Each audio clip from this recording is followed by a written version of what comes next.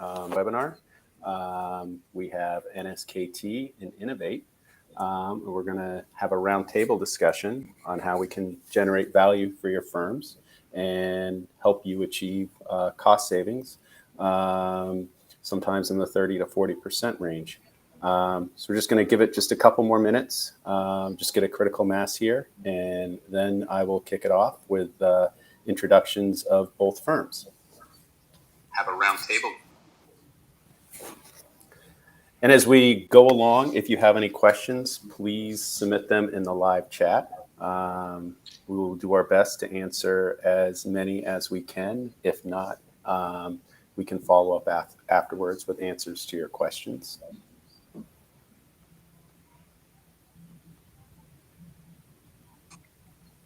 And as we go along,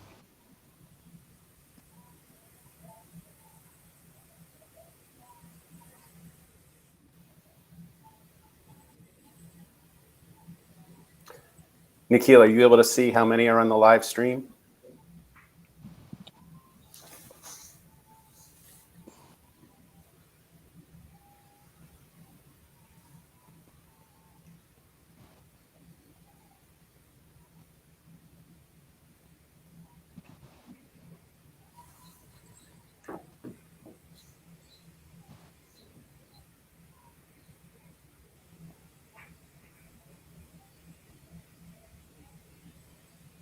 Yeah, I think it will be there like in a couple of 2-3 minutes, right?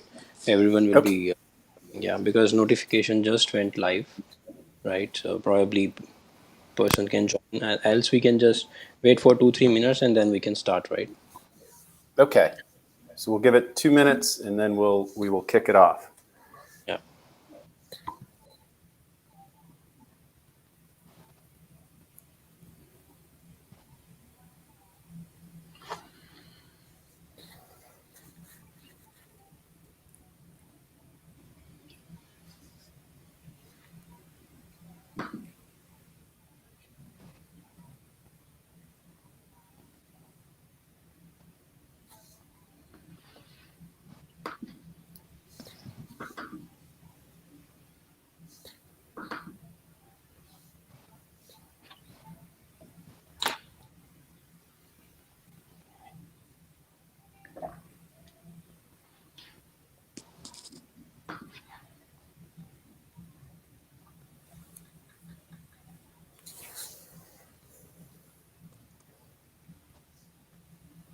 All right, everyone, please be patient. We will start in 1 minute.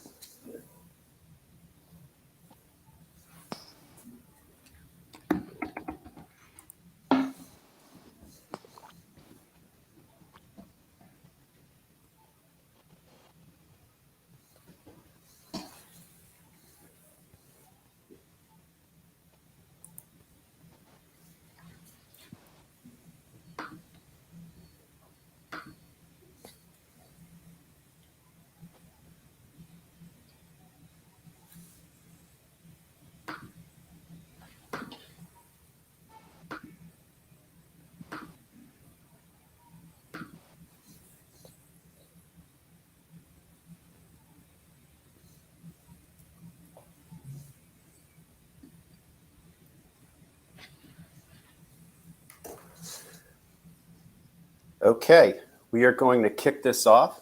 Thank you, everyone, for attending today. My name is Bernie Bardick. I will be your host or moderator. I am with Innovate. Today, we bring together 2 firms that focus on finding value for your companies.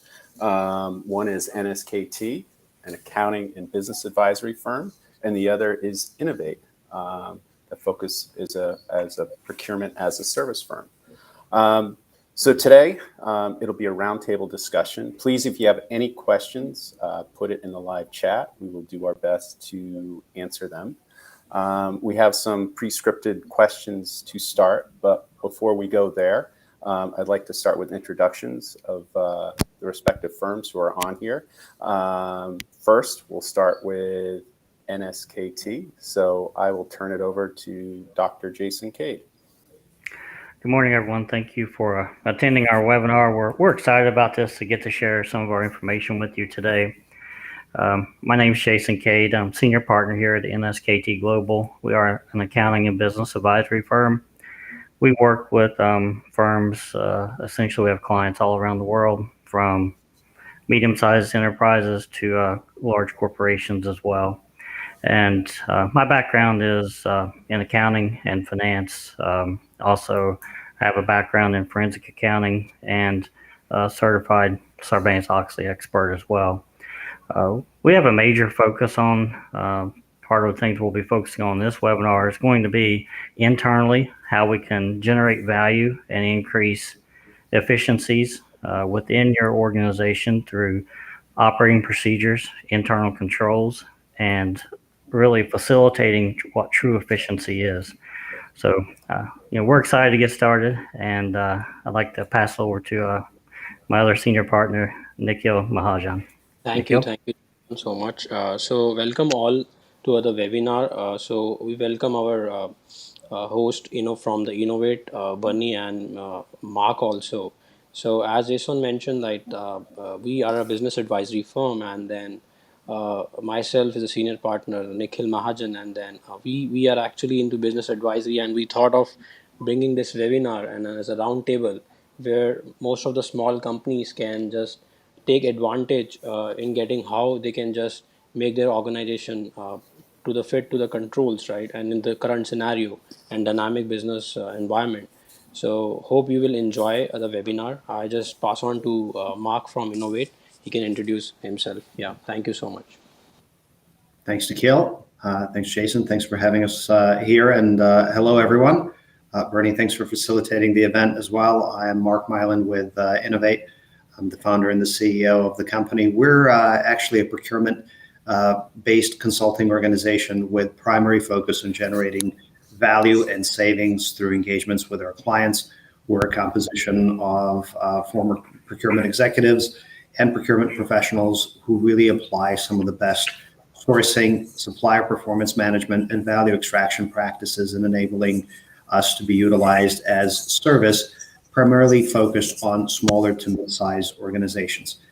Some of the savings that we have seen in the past year range anywhere between about 11 to well over 60%, depending on commodities and structures that we're doing. And happy to report that throughout 2020, in terms of the pandemic year, we've had a 17x ROI on the engagement. So happy to share more, happy to share some of the best practices, and again, with the eye on creating the best possible value and win-win outcomes for both suppliers and our organizations we support.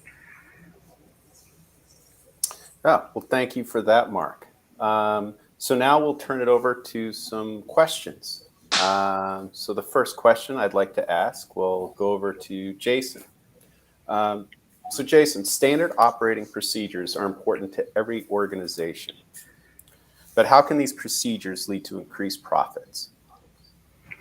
Okay, yeah, thanks, Bernie, for the question. When we think about our standard operating procedures, we call them by an acronym of SOPs. Part of what we find most of the time when we come into new engagements, and first thing we have to look at from an accounting and business advisory standpoint is, how are your operations, right? The operations, that's what's driving all the data. That's what's essentially going to be driving your standards that we're going to measure. It's driving your budget. It's driving your key performance indicators that we want to measure. So one of our foundational steps is with the engagement is going through the operations of the business. And, whether it's a repeated task or it's just a task employees are doing once a week, every task has to be analyzed from start to finish. Once we can establish what the operating procedures are, and they should be, then it comes to implementation. I'll give you an example. One of our recent cases we were working on, a small employer, they just merely had 25 employees, and they were making roughly around $25 an hour. And we looked at their operating activities throughout the day, 5 days a week. And what we found was, even just a small increment. It's just 15 minutes of actual lost time, very small increment. But that added up to be $40,000 a year in lost profits due to just wasting 15 minutes a day. And that's at just $25 an hour. That was not even including the employment taxes and other things associated with employees. So when we look at large corporations, if you multiply that by 10, 100, or even 1,000, it can add up significant savings and then also increasing efficiencies. What we have found is that if you're one of the top 1, 2, or 3 in your industry, then it's normally coming from operating procedures. So you're having operating procedures in place. They're constantly being measured and applied to each avenue of your business. So when we think about also not only the savings from it, but really the overall improved quality within the organization. I kind of think about like a basketball player, right? If you first start learning how to play basketball, you learn how to shoot, right? If you keep shooting day in and day out, 4 or 5 hours a day, then you're become a very good shooter eventually, right? And that's really what operating procedures are. Once you learn how to operate and you keep doing that day in and day out, you become very efficient, and employees gain that knowledge and that confidence. And that's where we see a lot of gains with those organizations that, maybe they're not the top 1, 2, or 3. Maybe they're mid-tier or even bottom tier. But generally, right out of the gate, that's one thing we have found that is holding them back is the standard operating procedures. I think the other thing on that as well that we found is that with management, they need to have what's called predictability, right? Being able to extrapolate. That's one of our key components to be successful each quarter and throughout our 12-month cycle. If we don't have our standard operating procedures in place and they're being implemented and utilized, then most of the predictability is now gone. And without predictability, it becomes very hard to do your procurement activities, right? We don't know exactly the assets that we need, whether it's labor or operating assets or raw supplies or inventory. So predictability is another key element that's driven out of our standard operating procedures. One of the other things I wanted to talk about with our SOPs is that, there's a method to this, right? So it's a breakdown, but also with your operating procedures, there has to be flexibility built in, right? Especially with today's economy, being able to pivot and react quickly and be proactive even. So building in flexibility within your operating procedures, it's an important balance to strike with your standards and flexibility. And I think that's one of our strong points at NSKT Global is being able to determine where that balancing point needs to be with flexibility and with these standards that are set up by your operating procedures. Mm-hmm. Yeah. Any other follow-up questions on that? No, I think that's good. I don't see anything in the live chat right now. So thank you, Jason. So next question, we'll turn it over to Mark from Innovate. So Mark, how is Innovate different from other potential providers in this space? No, I think the key differentiator in our space is that we really try to understand how are our clients structured, what constitutes the success of their process, and how do we ensure that we're able to produce value for them. First and foremost, understanding their need, and then providing the strategic insight in terms of the competitive landscape, and understanding whether it is that we're solving for the continuity of supply, whether we're solving for the enhancements of value, or whether we're partnering with them to enhance processes through the partnerships that we have, for instance, with firms like NSKT. I think the key differentiator for us is that we're not your typical consultants. The organizations in this space, have different operating models. For us, procurement is what we love to do. And we live and breathe savings. We live and breathe value that we're constituting and contributing. And again, the longevity of the solutions that we're putting in place. In addition to it, obviously, I feel that our rates are highly competitive, 17x ROI on the engagement, as well as multi-billion dollars completed deals in conglomerate across about 117 different categories that we have touched across the plethora of our experience. I think also provides a little bit of insight and guidance in terms of our capability and what we're doing.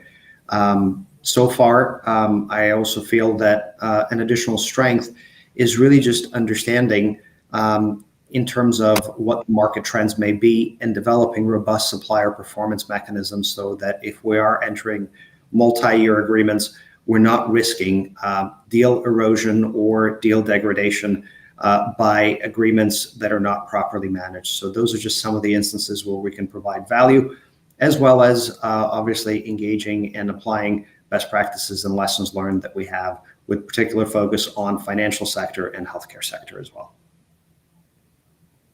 All right, very good. Thanks, Mark. All right, we'll turn our next question back over to Jason again. So now we're going to switch to internal controls. So why does it matter to to purchase or subscribe to internal controls? Why does it matter? Sure, I think it's really just our next evolution in our process. After we've defined those standards, you're running highly efficient, right? The next thing to do is when we apply our internal controls, and essentially those are just security measures that are built custom for each organization with really to fortify the organization and fortifying not only against fraud, right, but also stepping outside of those standards. With these internal controls, and we focus on procurement internal controls first of all, right? These controls are really meant to increase efficiency.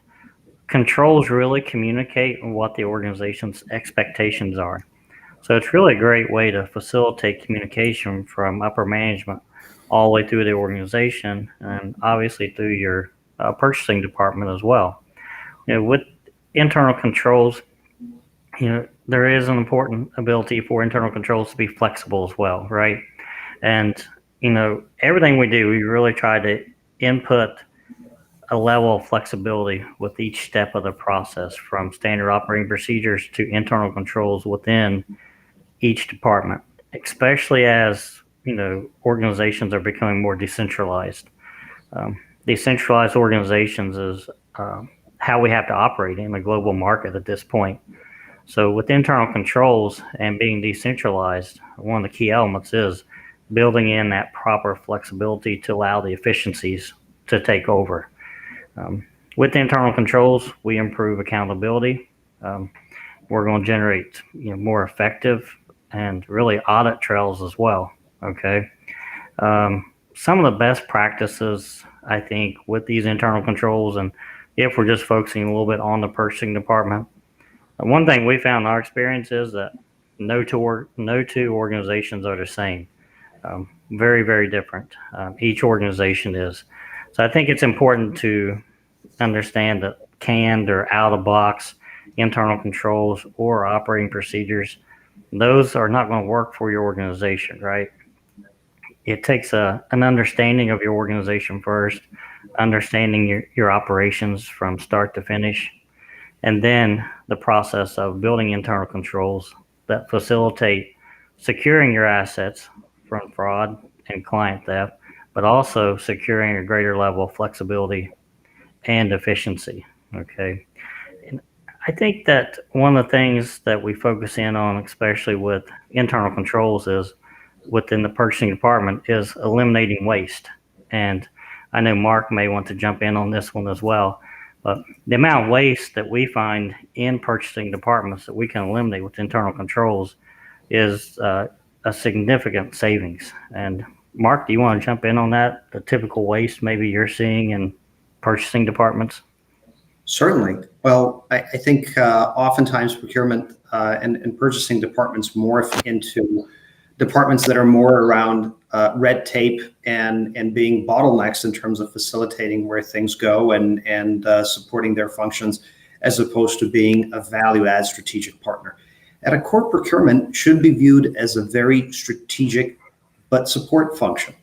With that in mind, organizational goals need to be aligned, and procurement needs to support the organizational and company's mission in terms of achieving those goals.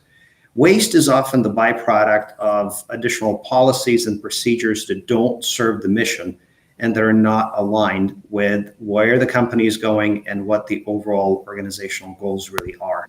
So it's very important to ensure that first and foremost, procurement teams are aligned with the vision, with the mission, and that they have measurable KPIs and SLAs in terms of monitoring what that value looks like at the end of the day.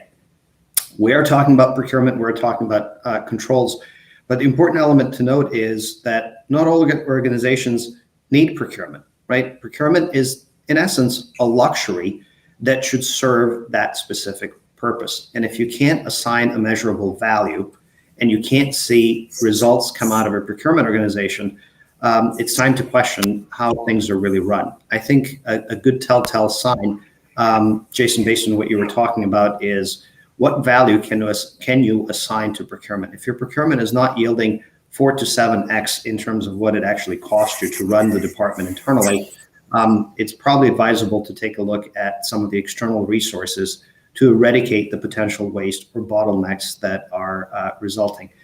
The other piece, obviously, as well, is internal stakeholder feedback in terms of how likely are they to engage with procurement, and are they seeking procurement's help and guidance, or is it one of those 12-hour painful type functions that folks would rather avoid?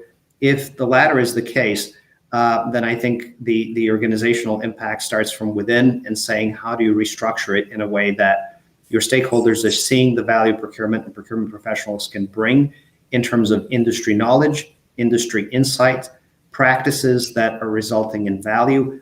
And again, key delineator, making sure that you're not always focusing on the cheapest cost, but focusing on delivering maximum value that is aligned with your business objectives and strategies. I think I would like to add a little something to that as well, Mark. You brought up a couple good points. Policies and procedures, internal controls, once they're put in place, doesn't mean that they're set in stone, right? Controls, policies, and procedures are really, they're living. They need to change as the organization changes and really stay up to date. For example, look at the cybersecurity threats that we've really been seeing ramped up in the United States, right? That's changed the internal control requirement for most organizations. And if you've not changed those yet, then that's something you need to look at immediately. And keeping those controls, policies, and procedures up to date. For example, checking in. There really should be a monthly process on your internal control checks, and that's going to help eliminate a lot of bottlenecks that you find when you go into procurement or even purchasing departments. I couldn't agree with you more. I think that procurement and associated functions are dynamic, and I think the most damage an organization can do is sticking with policies and processes that have been in place for the sake of retaining those without looking at what is the measurable benefit and what is the strategy really behind it. I think that order fulfillment, continuity of supply certainly does I think take up a lot of time and can certainly consume a lot of bandwidth for the organization, but the successful approach here actually is predicated on the strategy that you have in place. And I think, if we're to invoke kind of a similar philosophy to what Einstein indicated, if you have a problem, spend the bulk of that time figuring out how to solve it and then act on it. I also think it's critical to have measurable milestones and checkpoints to see how is the resolution, how are your next steps aligning and contributing as to enable potential course correction to achieve results maximization and making sure that you're really aligning in a good way. Obviously, I think also understanding your competitive landscape, your own competitive space relative not only to your competitors, but to the supplier partners you're engaging with, and driving delineation between those strategic supplier partners who are integral to your business and whose strategy needs to be aligned with yours, vis-a-vis the tactical vendor type relationships, which are consumable, easily interchangeable, and produce more of a short-term measurable yield. Mm-hmm. Yeah, great points. Yeah. All right, very good. Great dialogue. We do have a question from the audience. I don't know if someone wants to address that right now before we move on to our next pre-scripted question. It's what controls do you have in place to eliminate duplication, which I also believe creates waste as well. That's a good question. Mm-hmm, mm-hmm. You want me to jump in on that one? Sure. I'll be happy to take it. Sure. I think it's not necessarily a control that would be in place. It's an operating procedure. So anytime you have duplication of efforts, then we have inefficiencies, right? And we do see that within many organizations. So really that's coming in the very beginning stages of the process when we're establishing the standard operating procedures. We're going through the activities, right, from beginning to end with each step of the organization. That's where we find a duplication of activities. Most firms, all businesses essentially have started out as a small business and have grown into a large business over time. And that's where we see the duplication of activities. Many times they're still running it like a medium-sized organization, but they've had exponential growth the past 3 years. And so we see many duplications of efforts. And that's where your savings, your efficiencies can come in, and you get the competitive advantage at that point.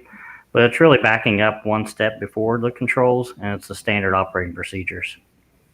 I want to add here, Jason, one very important quick tip how you can avoid duplication in the organization. Just you have to just draw a matrix, right? You have just on x-axis just put your activities in the process. Let's suppose procurement process. On the y-axis you put who all does those activities, right? And just check where are the duplications, right? And it also called as segregation of duty. And it's very important you not in avoid duplication, probably you also avoid some fraud related activities. Probably the main activity from procurement to payment probably one person is doing. That's a risky for a small business, right? So that tip or that activity every small business owners or in fact the big organizations should also do, and that should be a part of the SOP. All right. Thanks for that, Nikhil. Did you have something else, Mark? Yeah, if I may just jump in and address Harold's question as well. From our perspective in procurement, I think one way of eradicating waste and actually floating, if you will, the waste up to the surface so we can recognize it and eliminate it is having, if you're organizing procurement structure in place, and typically the best practice is to have 5 kind of focal areas of procurement. Focus on buying, focus on strategic sourcing and understanding your competitive landscape, as well as your contractual expiries and contractual obligations. Focus on your metrics, reporting, and analytics, meaning how are these activities actually contributing to your company's bottom line, and analyzing always relentlessly, making decisions that are based in data and logic and moving quickly with the market trends. The fourth perspective there, the fourth dimension, is typically being the systems. What kind of systems are you utilizing? Are you utilizing technology to help streamline some of the processes and reduce the efficiencies on linear headcount or other manual growth in terms of budgeting and processing your own organizational capabilities, along with how are you managing the fifth element, which would be the business process outsourcing? What elements are you reliant on your suppliers to fulfill? Where are the operational risk factors, and what kind of contingencies are in place, and are you actively managing those types of relationships that in fact impact how your business operates? If kind of that pentagonal strategy is in place and you have those 5 pillars that you're monitoring and keeping separate, not in terms of lack of communication, but focus on the direction they serve, you typically tend to float out the inefficiencies in your own process and recognize them before they adversely impact any kind of financial results or your own supplier performance. All right. Very good. Well, Harold, I hope that answers your question. Very good question. Thank you. So next, I'll turn this question over to you, Nikhil. So we're talking about controls. So when you're, consulting and helping out a company, how do you determine, the 10 to 20 most critical controls, which can help them save money, especially in the dynamic environment we all operate in? Thank you, Bunny, for the question. So, like, if you take the theme of this webinar, like how you can save cost, right? There is a good saying that a person who both spends, right, and who saves money is the happiest person, right? Because he has both the enjoyments. Because, and really, if you see the small business owners, and in fact the large business owners, they don't have their budget set up for the internal controls, right, for designing the SOPs. They treat it as it is not required, right? But what is important is, if you see the current scenario, there are a lot of frauds happening, right? There are a lot of cyber security issues happening in the small business. And if you see the study of from the ACFE, it's an association of certified fraud examiner, the average loss to the small business owners is around $200,000. It's an average medium loss, right? And if you imagine, it's just a small business, right? And you can't take a number on the higher side if it's a large organization, right? So focusing upon the controls, so like I can just jump on related to the fraud related controls. So let's suppose if you have a procurement function, right? So many small business or the organizations, they don't have three-way mapping process or the controls, where what they are ordering, right, it has to be compared with what you receive, and it has to be compared with what payment you are making, right? That's called a three-way mapping process, which most of the organizations, they don't have that process, right? And that leads to payments, that leads to in fact making payments for the invoices which you don't have received any material related to. And that way organizations are losing a lot of money, right, in if they don't have that type of controls. The other control is related to the payment, which generally most of the organizations, they don't have the SOA or segregation of duties, right? And anyone can approve the vouchers, right?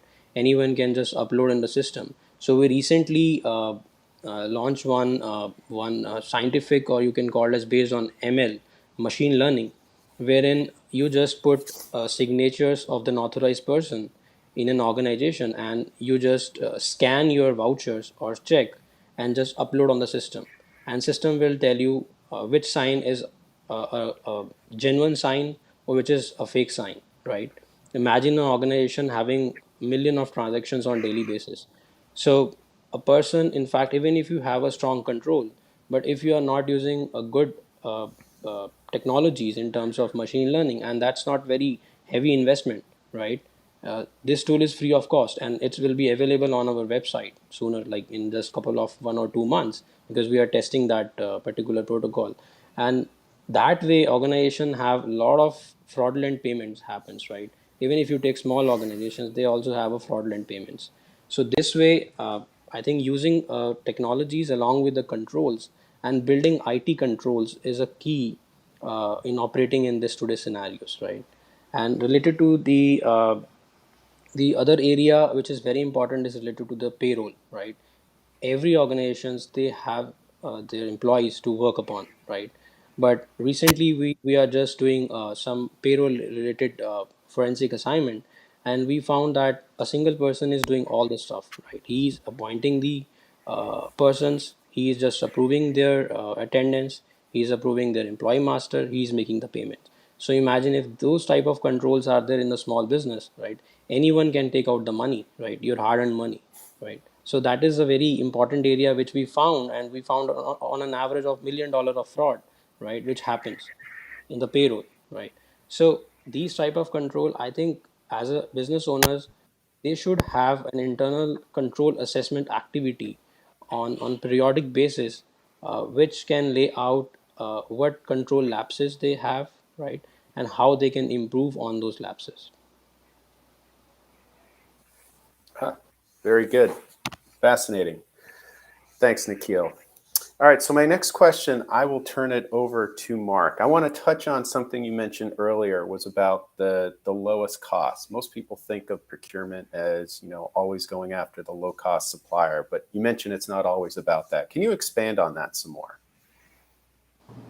Absolutely. Thanks, Bernie.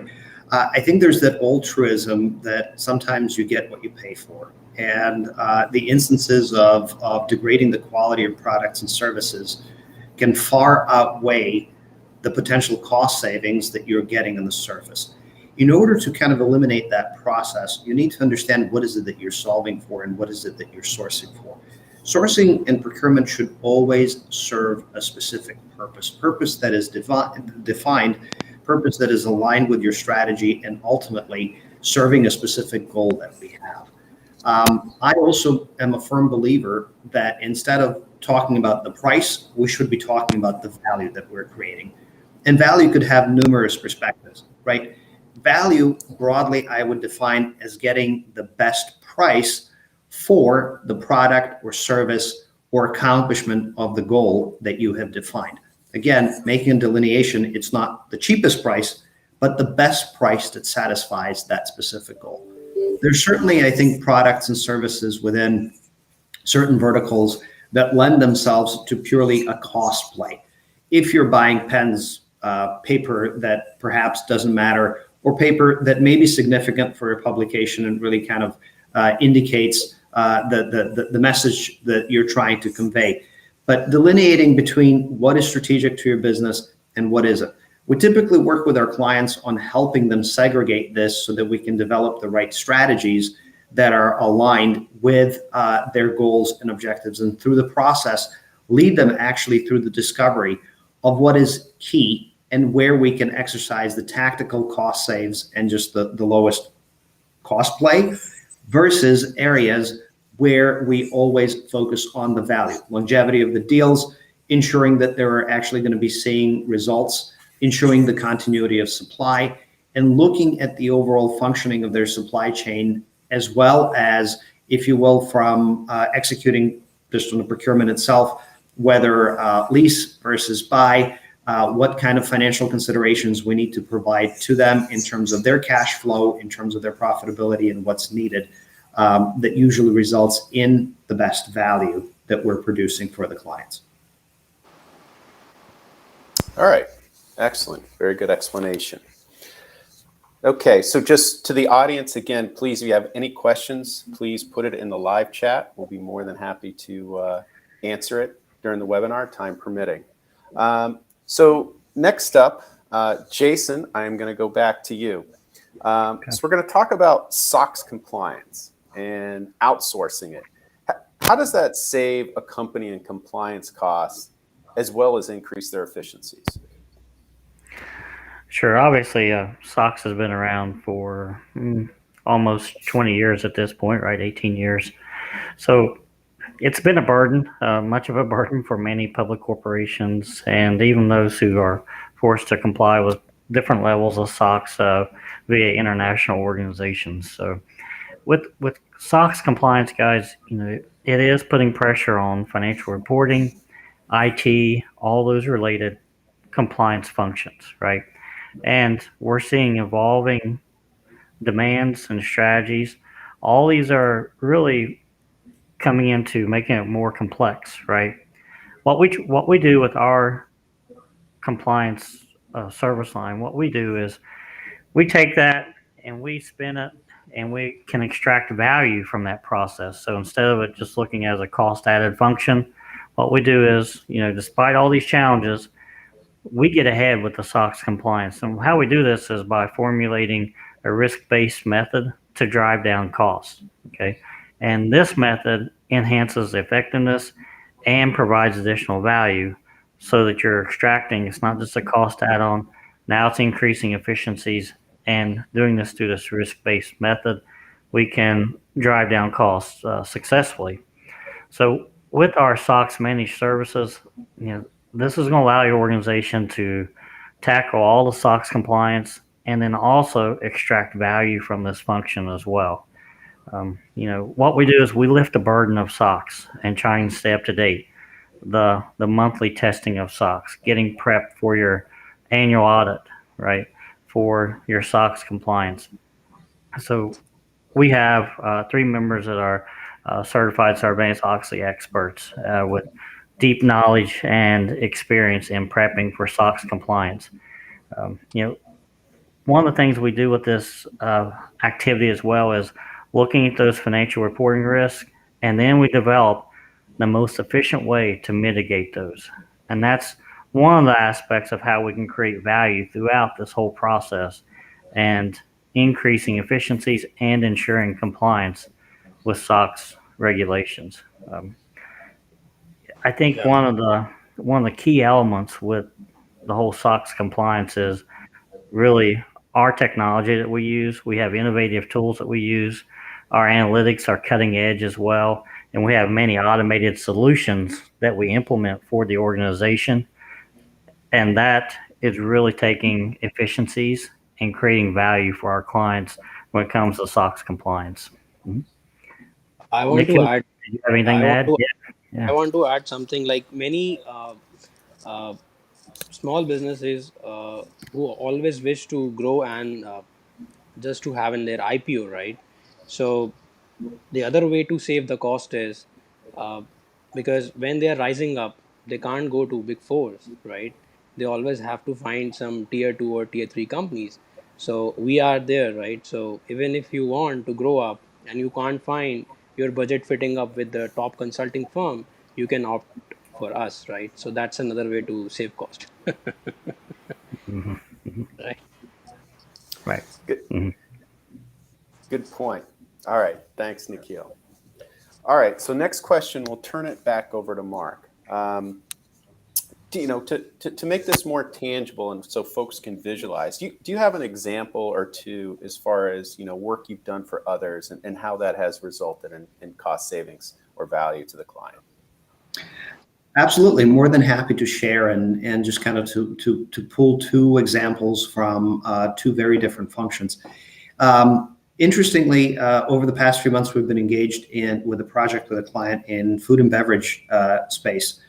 Given all the challenges of supply chain shortages and just general components that constitute their operations, we were actually tasked with streamlining and ensuring the continuity of supply vis-a-vis costs they're getting. A lot of our clients are getting plummeted with increasing operating expenses, with seemingly no end in sight to the inflationary pressure that they're seeing, yet obviously being constrained with the extent to which they can raise their own costs and ensure the continuities that we have. So we partnered with a supplier on 12 components that were critical to our client, and conducted plethora of market tests, really attempted to understand where the industry is heading, reviewed, obviously the engaged supplier perspectives, their own financial stabilities, their own viabilities, and created a plan that not only streamlined the supply base from 9 providers down to 2, which resulted in value, but ensuring the continuity of supply. Overall, streamlining the process resulted not only in more robust processes for our client, but savings as an kind of unintended consequence, if you will. Again, starting with the fact that we wanted to streamline the continuity of supply and ensure that the processes are going well. And in the process, we've achieved 46% saves, which was a pretty significant number, if you will, almost 50% save on where things were. Truth be told, we probably could have extended the savings by a couple of more percentage points. However, we felt that additional 4 to 7% savings that we could get would indicate additional risk or introduce potential risk with certain suppliers and certain financial factors. We settled on slightly less, but ensuring that things are going well. And so far, just monitoring, keeping abreast of where things are, and checking in with the client upon project completion indicates that the project indeed was a success and that she is seeing some phenomenal results from it. The other example is in a fast-growing marketing organization that we were supporting. And it was really an execution of initiatives pertaining to their laptops and the refresh cycles that they were facing.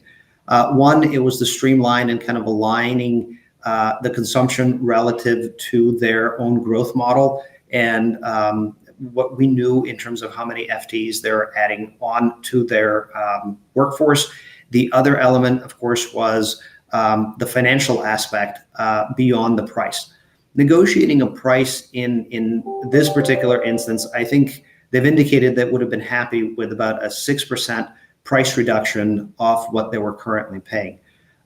We took that as a starting point. We've not only increased the discount that they were getting from 6 to 40%, which was pretty significant, but we've introduced the elements of tax credits, energy credits that were available, as well as working with lessors to free up some of their capital and align the leases that we were putting in place for their IT equipment with their desired refresh cycles, along with obviously all the support that would enable them to get remote hands, that would enable them to achieve full warranty as well as coverage.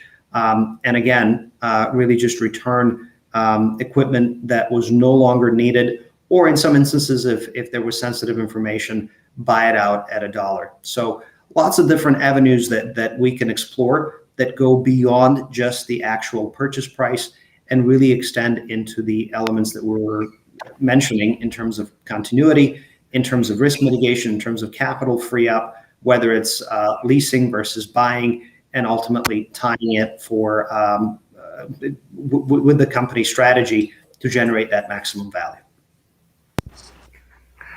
I would also like to add to that, Mark. You mentioned the tax credits, the tax credit process out there.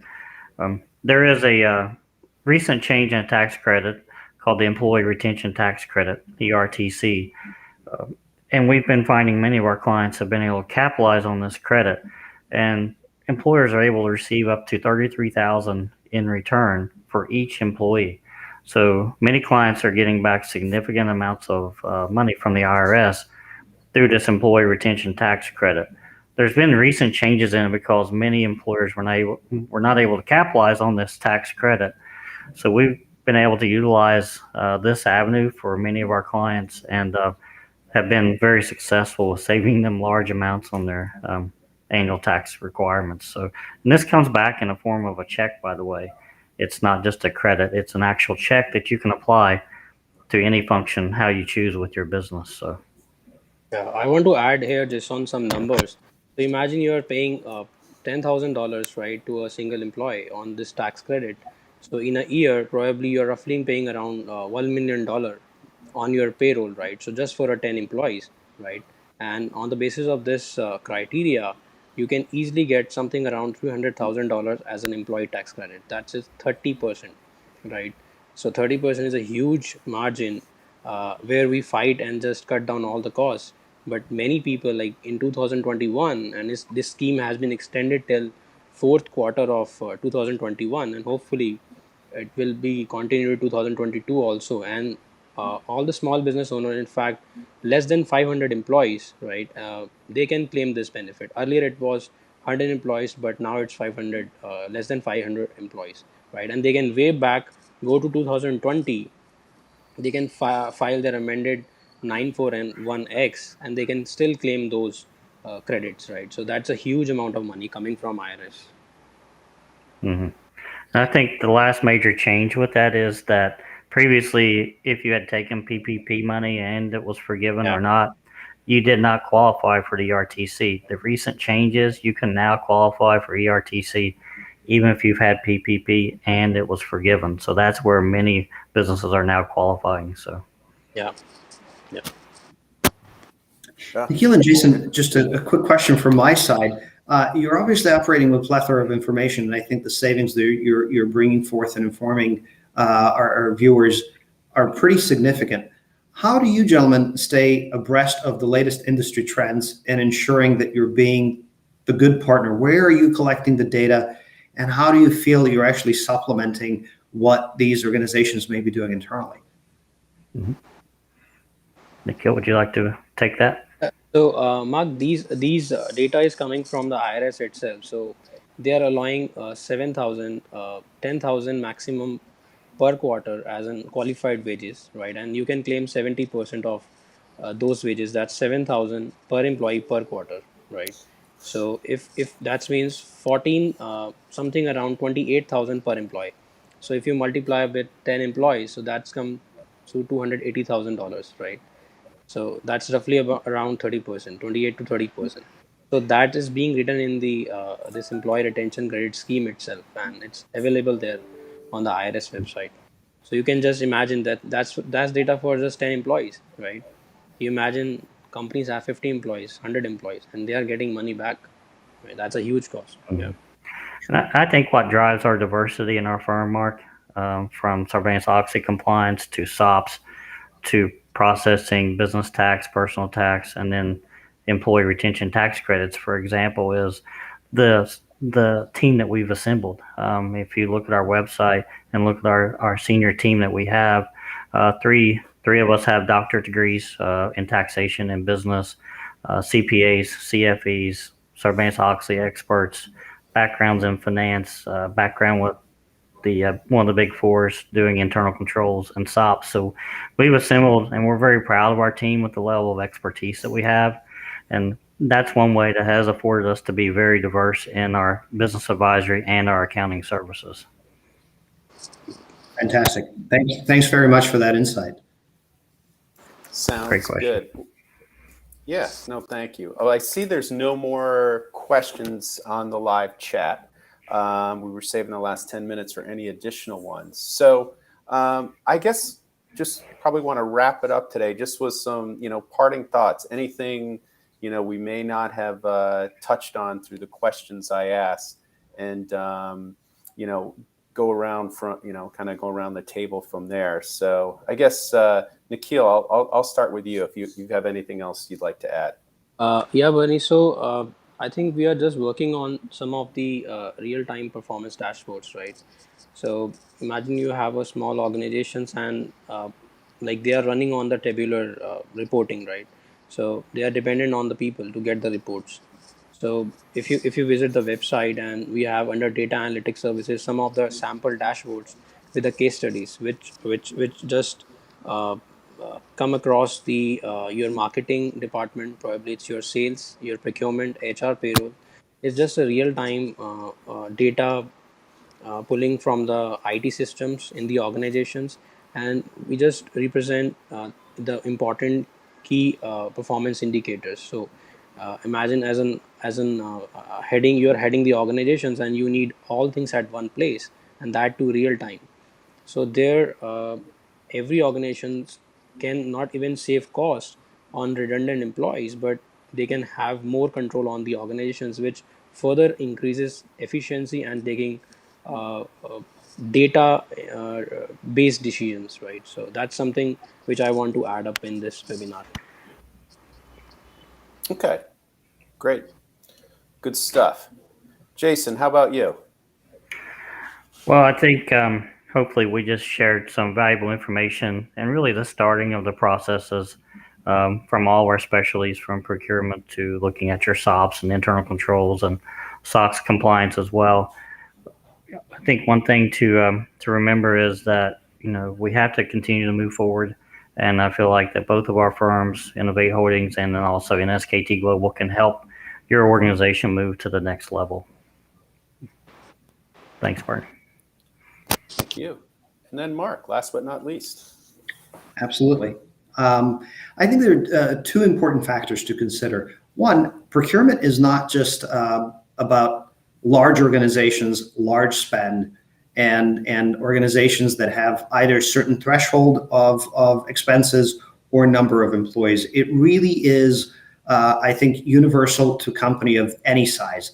And we've been able to see value and driving transformation and initiatives with clients ranging from one FTE all the way leading to multi-billion-dollar organizations per year with thousands of employees. So I think it's important to keep in mind that value and what you're able to achieve in terms of strategy is not somehow inversely correlated, and this is not a recipe for large organizations or having kind of scope and size and scale to enter the club where we can see the benefits. I think the other piece as well is looking at always that strategic alignment and making sure that you're looking in your company's best interest, whether you're positioning it for increased profitability, for sale, for whatever your future holds. The strategies need to be aligned and always accomplished. And that's what we always strive for in our engagements, to first and foremost understand what is it you're attempting to accomplish, and then put the framework in place that accomplishes that and that survives the test of time. Okay, well said. Well, I think if nothing else, that will conclude our webinar today. We certainly appreciate everyone who joined. If you couldn't listen through to the whole thing, it will be recorded as well. And please, I hope you found this of value. Don't hesitate to reach out to us, connect with us through LinkedIn or our websites. And we truly appreciate your time and hope everyone has a great rest of your day. Yes, Thank you. Bye-bye. Thanks. I think we have one question that actually just came up. Mm-hmm. On not-for-profit. I know we do, Mark, but I'm sure Yes, Jason probably does NSKT too. Global does too. Yes, NSKT Global does too. Yeah. Mm-hmm. Great Yes. question, Harold. I'll just add more color. I know we're looking for a yes or no. We are currently supporting several nonprofit organizations and supporting them across 9 different parameters of their spend, including areas such as legal and print, insurance, IT, just to name the few, but several nonprofits across nine commodities with great success. To be quite honest, I think savings that are in many instances north of 20%. Absolutely, we'll email the contact info. Yeah. Thank you, Harold. Thanks, Harold. Mm-hmm. Thank you, everyone. Yeah. All right, yep. Have a great day, everyone. All right. Yep. You Bye-bye. too. Thanks. Take care. Bye.